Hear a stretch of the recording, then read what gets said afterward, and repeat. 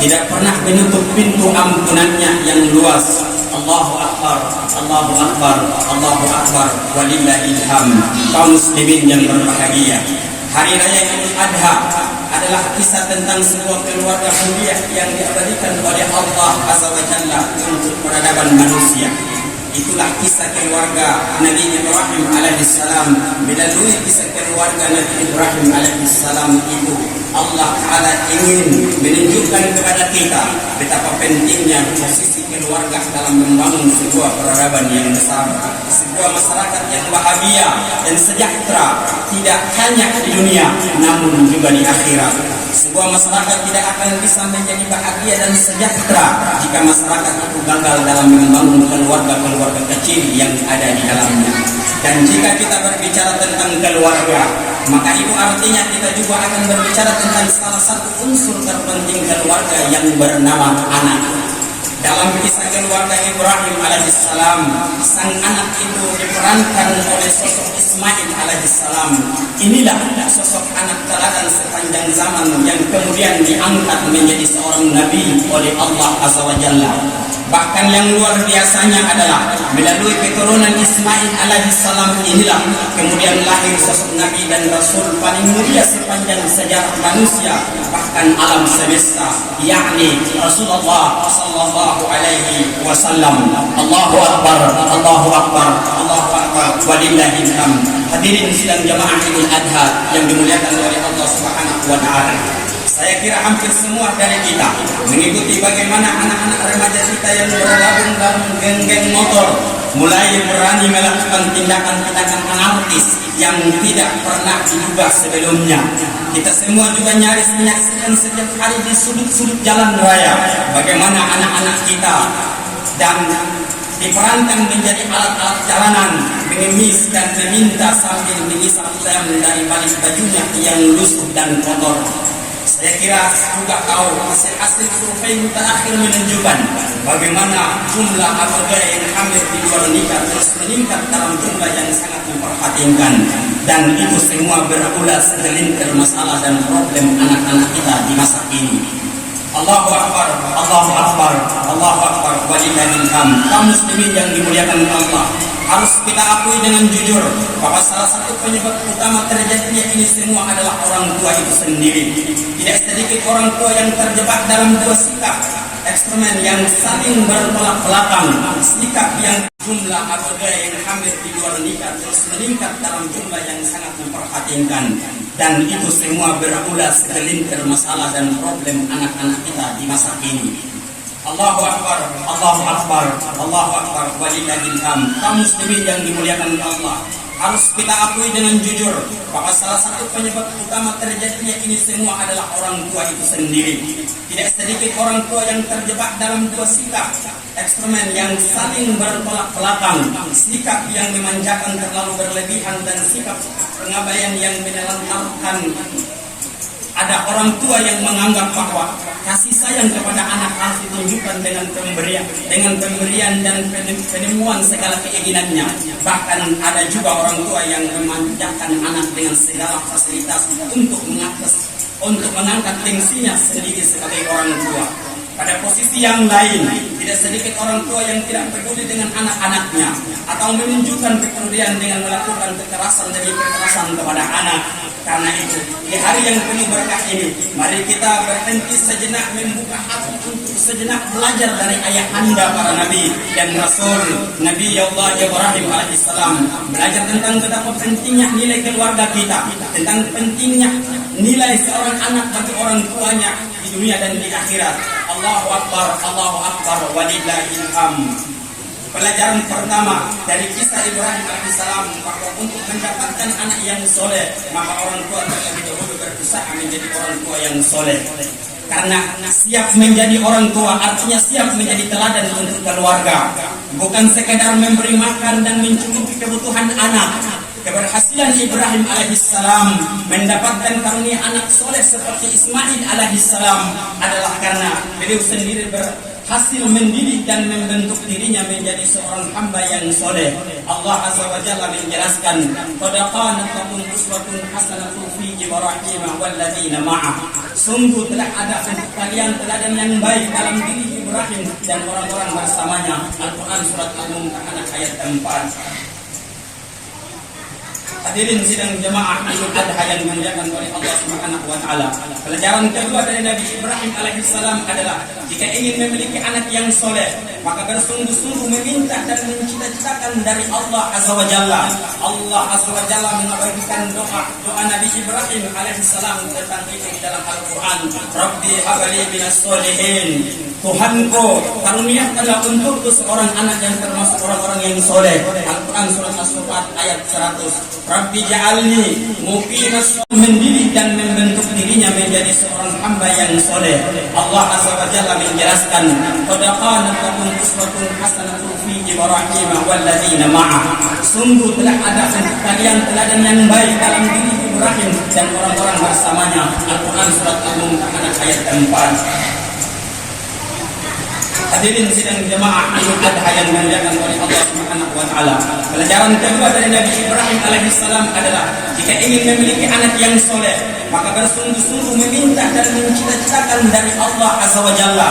Allah Azza wa Jalla mengabadikan doa Nabi Ibrahim alaihissalam tentang itu di dalam Al-Quran. Rabbi habli minas solihin.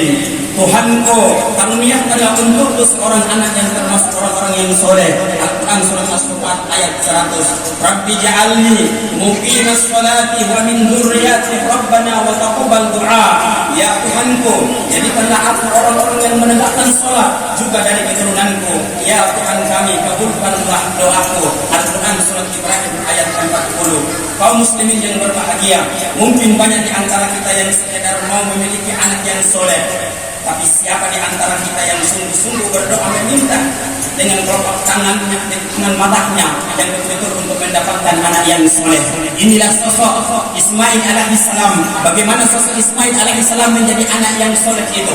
Ketika Ibrahim alaihissalam bermimpi atas izin Allah Subhanahu wa taala, Ibrahim tidak langsung, karena dia seorang ayah, langsung main sembelih saja, tapi Ibrahim berdialog dulu dengan anak kesayangannya Ismail alaihissalam. Apa dialognya? Kata Allah dalam Al-Quran, qala ya bunayya inni ara fil manam. Wahai anakku, aku bermimpi ana adhabuka, untuk menyembelihmu. Apa kata Ibrahim? Fanzur ma tara, apa pendapatmu wahai anakku? Inilah jawaban anak yang soleh.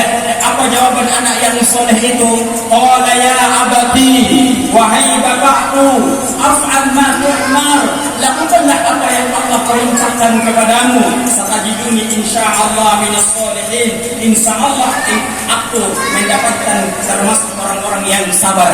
Inilah jawaban sosok anak yang soleh.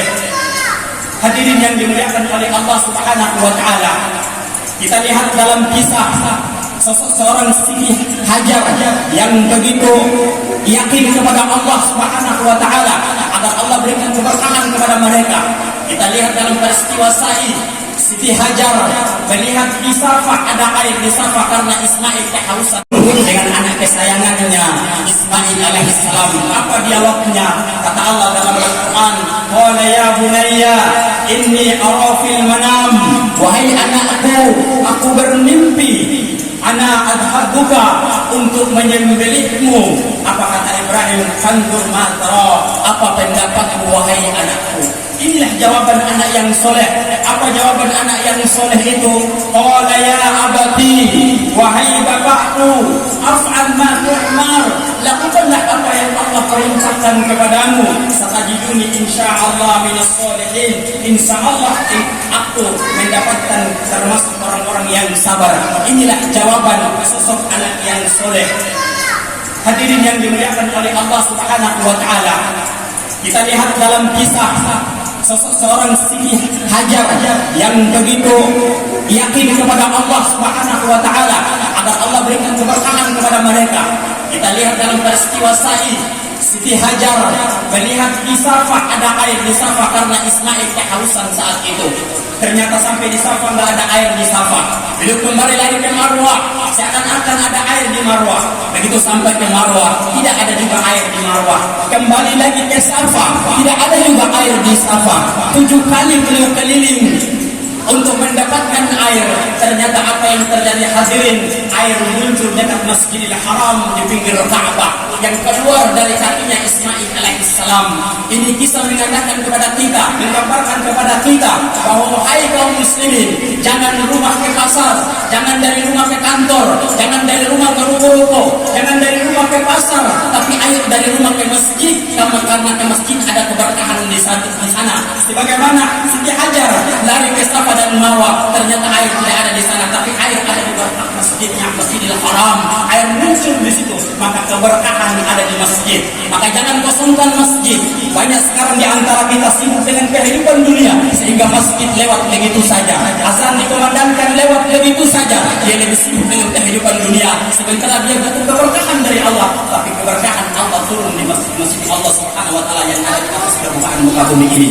Hadirin yang dimuliakan oleh Allah Subhanahu wa taala, untuk mencetak anak-anak yang soleh, dijelaskan oleh para ulama, yang pertama adalah apa? Konsisten mencari rezeki yang halal untuk keluarga. Dalam pandangan Islam, apa yang dikonsumsi oleh tubuh manusia akan berpengaruh terhadap perilakunya.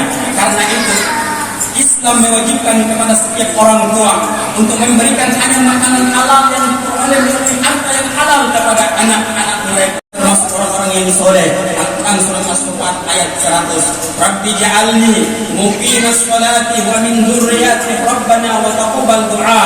Ya Tuhanku, jadikanlah aku orang-orang yang menegakkan sholat juga dari keturunanku. Ya Tuhan kami, kabulkanlah doaku.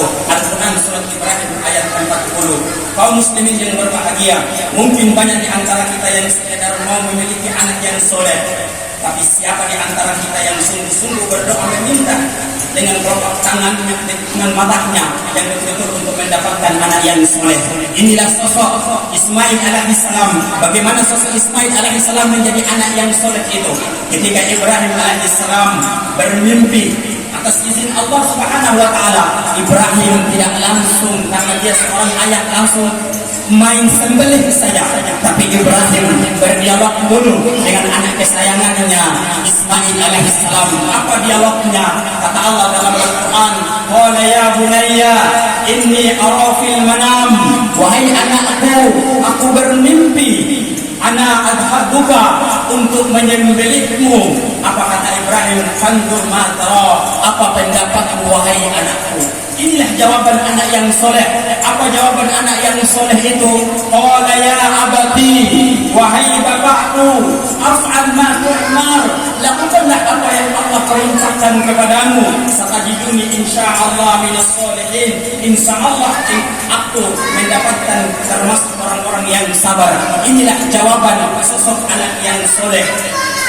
Hadirin yang dimuliakan oleh Allah Subhanahu wa taala, kita lihat dalam kisah sosok seorang Siti Hajar yang begitu yakin kepada Allah Subhanahu wa taala agar Allah berikan keberkahan kepada mereka. Kita lihat dalam peristiwa Sa'i, Siti Hajar melihat di Safa ada air di Safa karena Ismail kehausan saat itu.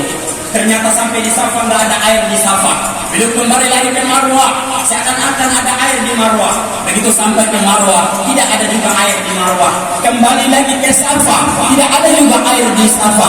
7 kali beliau keliling untuk mendapatkan air. Ternyata apa yang terjadi hadirin, air muncul dekat Masjidil Haram di pinggir Ka'bah yang keluar dari kakinya Ismail alaihissalam.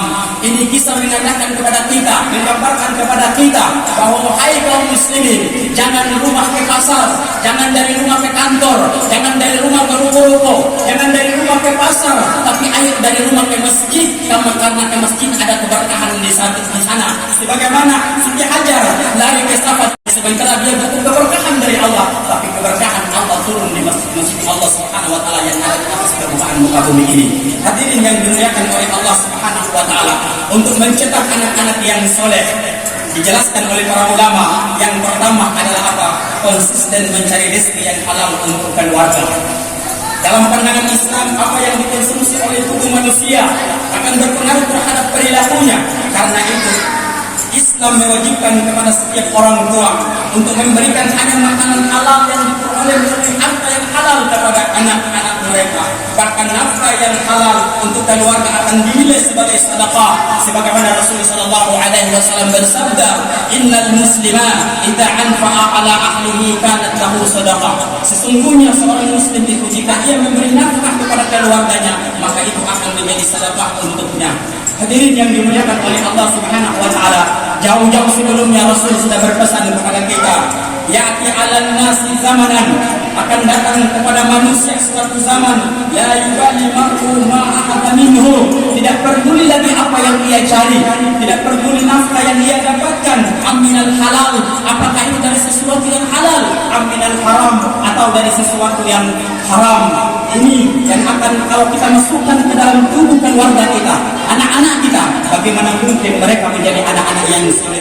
Bukankah Rasul sallallahu alaihi wasallam mengabarkan kepada kita, la yadkhulul jannata lahmun nabata min as-sitti an-naru awabi. Tidak akan masuk surga daging yang tumbuh dari sesuatu yang haram, an-naru awabi, maka neraka lebih pantas untuknya. Hadirin yang dimuliakan oleh Allah Subhanahu wa taala. Oleh karena itu, mari kita menjaga keluarga kita sebagaimana Allah Subhanahu wa taala berfirman dalam Al-Qur'an, ya ayyuhalladzina amanu qu anfusakum wa ahlikum nara an-nas wal hijara. Wahai orang-orang yang beriman, jagalah dirimu dan keluargamu dari api neraka yang bahan bakarnya adalah manusia dan batu.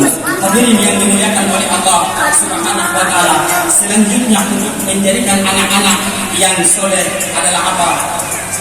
Terus belajar dan belajar menjadi orang tua yang soleh dan cakap.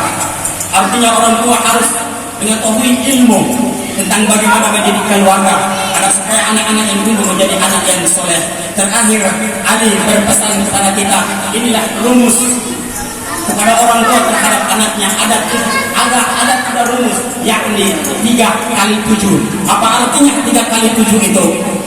7 yang pertama, yakni anak dari usia 0 tahun sampai 7 tahun, jadikan anak itu sebagai seorang raja. Zalamna anfusana zalamna katsira wa innahu la yaghfiru dzunuba illa anta faghfir lana maghfiratan min indika warhamna innaka antal ghafurur rahim. Ya Allah, Engkaulah Tuhan yang menciptakan kami, Engkaulah satu-satunya yang berhak untuk kami sembah. Hari ini kami datang menutup pintu ampunan-Mu. Hari ini kami hadir bersimpun dengan penuh dosa yang melekat di tubuh kami yang lemah ini. Ya Allah, betapa kami sering lupa bahwa kehidupan dunia ini sangat singkat, hingga kami pun jatuh dan kembali dalam kedurhakaan terhadap perintah-Mu. Ya Allah, ampunilah kami, ampunilah kami, ampunilah kami ya Allah. Jika Rabbana di sisi hidup kami ini, berikanlah kekuatan kepada kami untuk selalu berbakti dan menjadi anak yang soleh untuk ayah bunda kami. Jika mereka masih hidup, izinkan kami untuk berkhidmat dan melayani mereka dengan sebaik-baiknya di sisa usia mereka. Jika ayah bunda kami telah tiada, maka izinkan kami untuk menjadi sisa kebaikan mereka yang terus-menerus menjadi ladang kebaikan menerang alam kubur mereka. Ya Allah, ampunilah kami ya Allah. Kami durhaka kepadamu ya Allah, kepada ayah bunda kami. Ya Allah ya Rabbana, berikanlah kami kekuatan dan kemampuan untuk menjadi orang tua yang terbaik untuk putra putri kami. Hanya Engkau satu-satunya yang dapat memberikan kekuatan untuk mendidik mereka dengan sebaik-baiknya. Ya Allah, jadikanlah anak-anak kami sebagai pendidik hati kami yang selalu mendoakan kami saat kami sendirian dalam kegelapan alam kubur. Ya Allah, karuniakanlah kepada kami anak-anak yang mencintai Al-Quran dan sunnah Nabi-Mu. Ya Allah, selamatkan negeri ini dari pemimpin-pemimpin yang zalim. Selamatkan negeri ini dari kerakusan para koruptor yang tidak bertanggung jawab. Karuniakan untuk kami para pemimpin yang adil, mencintai syariat-Mu. Izinkan kami untuk menikmati indahnya negeri ini di bawah naungan syariat-Mu yang maha adil. Ya Allah, Zat yang maha mengabulkan doa, kabulkanlah doa kami, penuhilah permintaan kami. Kamilah hamba-Mu yang lemah, harapan kami hanya kepadamu. Engkau yang maha mendengar, Engkau yang maha pengasih. satu-satunya yang hak. Engkau sebaik-baik pemberi yang diharapkan. Rabbana la tuzigh qulubana ba'da idh hadaitana wa hab lana min ladunka rahmatan innaka antal wahhab. Rabbana atina fid dunya hasanah wa fil akhirati hasanah wa qina adzaban nar. Subhana rabbika rabbil izzati amma yasifun wa salamun alal mursalin walhamdulillahi rabbil alamin. Wassalamualaikum warahmatullahi wabarakatuh.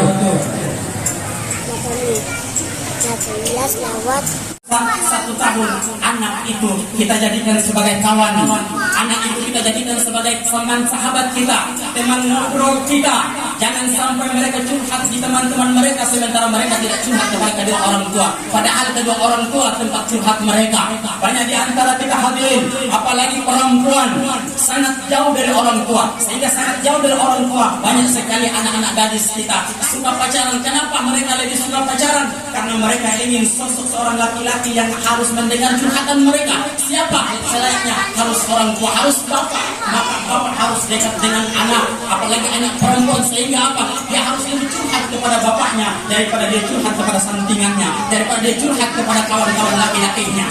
Lebih baik dia curhat kepada kedua orang tuanya. Ini bisa terjadi kalau orang tuanya betul-betul menjadi orang tua yang soleh dan soleha. Insya Allah akan mencetak anak menjadi anak yang soleh dan soleha. Sebagaimana Ibrahim dengan Siti Hajar yang mencetak seorang manusia yang agung, yakni Nabi Ismail alaihissalam. Hadirin yang dimuliakan oleh Allah Subhanahu wa taala, di penghujung khutbah ini, marilah sejenak kita menunduk jiwa dan hati untuk menyampaikan doa-doa kita kepada Sang Maha Mendengar, Allah Azza wa Jalla. Semoga doa-doa itu terhantarkan di sisi Allah Taala bersama dengan ibadah kurban yang kita tunaikan hari ini.